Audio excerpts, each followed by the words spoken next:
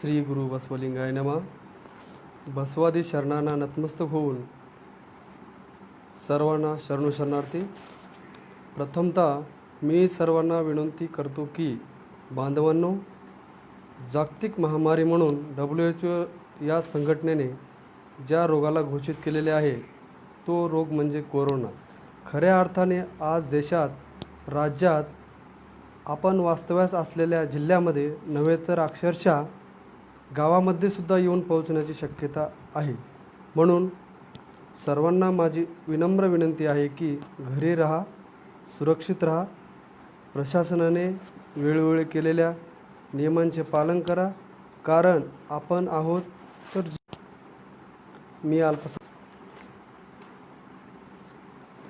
मी संगमेश्वर सरकाळे, दापकाराजा, तालुका मुखेड.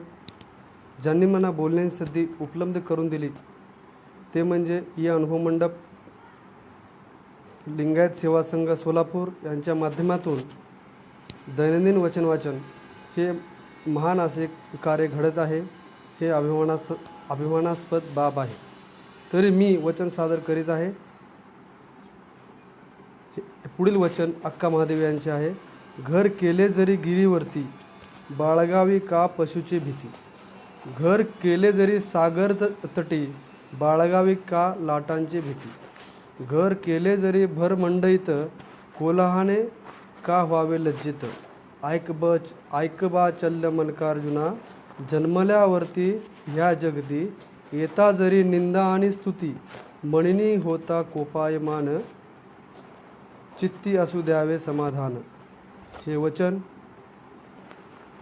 अक्का महादेवी यांनी लिहिले आहे.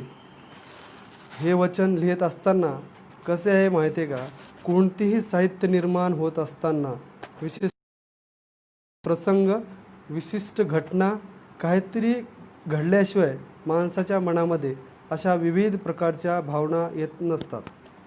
विनाकारण कोणतेही साहित्य निर्मिती होत नसते. अनुभव यावा लागतो तेव्हाच आपल्या मनातील भावना बोलल्या किंवा लिहिल्या जातात.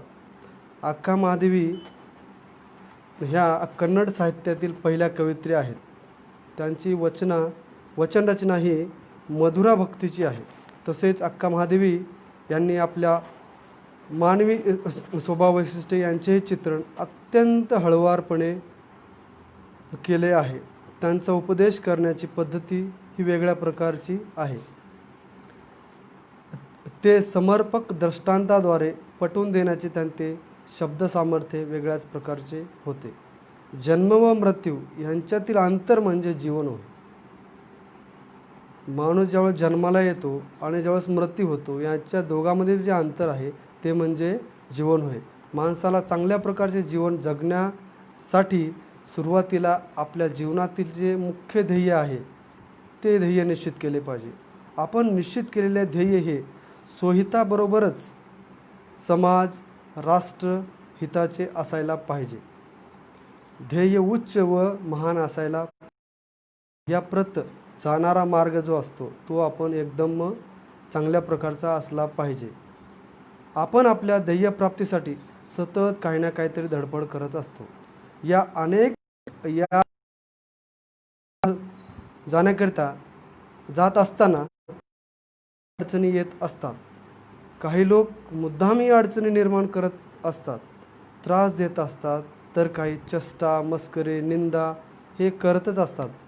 परंतु काही लोक सहकार्यसुद्धा करत असतात, मान देत असतात, सन्मान करत असतात, स्तुतीसुद्धा करत असतात. मनुष्याच्या जीवनात सतत सुखदुःखांना, मान अपमानांना, स्तुती निंदेला सामोरे जावे लागते. अक्का महादेवी या वचनाच्या माध्यमातून तेच सांगण्याचा प्रयत्न करतात की ज्याप्रमाणे तुकाराम महाराज म्हणतात, आपणाशी ठावे तेथे इतराशी सांगावे, शहाणे करुणी सोडावे सकळ जनांशी. म्हणून या उक्तीप्रमाणेच अक्का महादेवी सुद्धा या वचनाच्या माध्यमातून सांगण्याचा प्रयत्न करत आहेत. वरील वचनाचा भावार्थ हा शेवटच्या 2च ओळीमध्ये सांगण्यात आलेला आहे. मुळात मानव जन्माला आल्यानंतर मृत्यू, दिवसानंतर रात्र, सुखानंतर दुःख, पौर्णिमेनंतर अमावस्या हे जसे अटळ आहे, अगदी त्याचप्रमाणे जीवन जगत असताना निंदा आणि स्तुती हे सुद्धा अटळ आहे. मग ते राजा असो वा रंक, गुरु असो वा शिष्य, संत असो या महंत, जन्मलेल्या प्रत्येक जीवाला सुख आणि दुःख अटळ आहेच. कुणीही राजा असो या महंत असो किंवा रंक असो, कुणीही शाश्वत सुखामध्ये राहू शकत नाही आणि कुणीही याचप्रमाणे कोणालाही आयुष्यभर निंदा आणि स्तुती सहन करावी लागत नाही. म्हणून आपण काय करतो की कोणी जर आपली स्तुती केली तर आपण लगेच सुखावतो, आपल्याला आनंद होतो, आणि ज्या वेळेस त्याच्या विरुद्ध कोणी जर आपली निंदा जर केली तर त्या निंदेने आपण काय करतो, दुखावतो, नाराज होतो. याचप्रमाणे अक्का महादेवी या ठिकाणी हे सांगायचा प्रयत्न करीत आहे की जन्मानंतर मृत्यू अटळ आहे, सुखानंतर दुःख अटळ आहे, दिवसानंतर रात्र अटळ आहे, अमावस्यानंतर पौर्णिमा जशी अटळ आहे. या निसर्गाच्या चक्राप्रमाणे मनुष्याला निंदा आणि स्तुती हे सुद्धा अटळ आहे. ते आल्यानंतर आपण दोघांनाही सामोरे जावेच लागणार आहे. निंदेला घाबरून न जाता, क्रोधित न होता, आपल्या स्वभावात बदल न होऊ देता दोन्हीही आपण समप्रमाणामध्ये स्वीकारलेच पाहिजे. हे या वचनाच्या माध्यमातून अक्का महादेवी सांगण्याचा प्रयत्न करत आहे. जसे की मणीने होता कोपायमान, चित्ती असू द्यावे समाधान. यासाठी अक्का महादेवी 3 उदाहरणाच्या माध्यमातून पटवून देण्याचे महान कार्य केले आहे. नंबर 1चे उदाहरण बघा. अरण्यामध्ये घर करून राहिल्यानंतर हिंस्र पशूंना भीती बाळगून चालेल का? अगोदरच आपण ज्यावेळेस अरण्यामध्ये घर केलं आहे, मग तिथे गेल्यानंतर त्या अडीअडचणीला सामोरे आपल्याला जावंच लागणार आहे. आता नंबर 2, समुद्र किनाऱ्यावर जर घर करून राहिल्यावर सागरांच्या लाटांना घाबरले तर चालेल का? चालणार नाही. ते तर होणारीच गोष्ट आहे. आणि तिसरा पण उदाहरण याच प्रकारचे आहे. भर बाजारात घर करून राहिल्यानंतर बाजारातील गर्दीला, गोंगटाला कंटाळल्याने चालेल का? चालणार नाही. म्हणून या तिन्ही प्रश्नाचे उत्तर हे नाही आहे. याचा तात्पर्य असा की अरण्यात हिंस्र पशुपक्षी असणारच, समुद्राच्या किनाऱ्याला लाटा आदळणारच, मंडईत गोंगाट गर्दा असणारच. हा त्या अवस्थेचा स्थायी भाव आहे. अगदी त्याचप्रमाणे या जगामध्ये जन्माला आल्यानंतर आपण आपल्या ध्येयासाठी धडपडत असताना किंवा कोणतेही चांगले समाजोपयोगी समाजहिताचे कार्य करत असताना काही लोक निंदा करतात तर काही लोक स्तुती करतात. मग त्या स्तुती आणि निंदा करणे ह्या त्या लोकांचा स्थायी भाव आहे. म्हणूनच आपण अशा वेळी आपले मानसिक संतुलन न बिघडू देता आपले चित्त समाधान ठेवायला पाहिजे. एकदम संयम ठेवून आपले ध्येय गाठलं पाहिजे. तरच मग निंदा करणाऱ्याला प्रत्युत्तर आणि आपली जो स्तुती करतो त्याला त्याचा आनंद मिळतो. याच दृष्टीने स्तुती निंदा याचा समप्रमाणात स्वीकार करावा, हा महान संदेश या वचनाच्या माध्यमातून अक्का महादेवीने केला आहे. त्याचप्रमाणे बसवण्णा एका वचनात असे सांगतात की माझा पाप वाटून घेतो आणि स्तुती करणारा हा माझा पुण्य वाटून घेतो. हे माझे दोघेही बंधू आहेत. परत दुसऱ्या एका वचनात बसवण्णा असे सांगतात की स्तुती करणारे मला सोन्याच्या सुळावर चढवणारे आहेत. ते म्हणतात की माझी स्तुती करू नका. स्तुती कधी पण धोकादायक असते.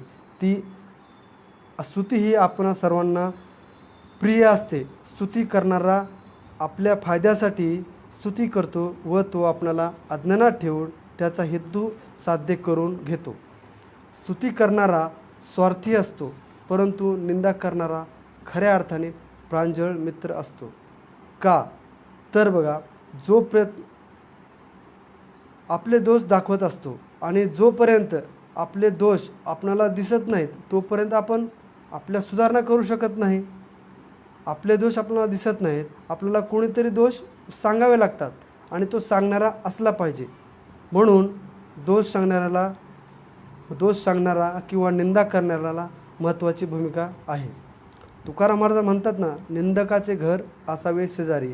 या उक्तीप्रमाणेच निंदा करणारे जेवढे असतील तेवढे अधिक आपण जीवन जगत असताना उन्नत प्रगत बनत जातो, अधिकाधिक सुखी बनत जातो. म्हणजे त्या निंदेच्या माध्यमातून आपले दोष ज्यांनी सांगतात ते दोष आपण दोषाचे निराकरण करून आपण आपली वाटचाल करत असतो.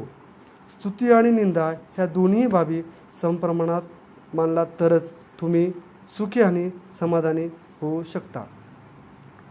अशा प्रकारे सुखी जीवन जगण्याचा महामंत्र या वचनाच्या माध्यमातून अक्का महादेवी यांनी देण्याचा प्रयत्न केला आहे. आपण जीवन जगत असताना महात्मा बसवण्याचे 1 ते 2 वचन जरी आपण लक्षात ठेवलं ना, बस आहे. ते म्हणजे कोणते माहिती आहे का? जीवन जगत असताना कायकवे कैलास, काम हीच पूजा. आपण जीवन जगत असताना फक्त आणि फक्त काम. तुम्ही तुमचं काम इमानदारीनं केल्यानंतर कुठेही कोणा देवळात मंदिरात जायची गरज नाही. जसे कांदा मुळा भाजी अवघे विठाबाई माझी असं सावता मुळा म्हणतात, तर त्याचप्रमाणे करण्याची गरज आहे. नंतर आपण जीवन जगत असताना महात्मा बसवून एका ठिकाणी म्हणतात, आचारवे स्वर्ग अनाचारवे नरक. म्हणून आपण आपले जीवन जगत असताना चांगल्या प्रकारचे आचार विचार अनुकरण केले पाहिजे. धन्यवाद. शरणू शरणार्थी.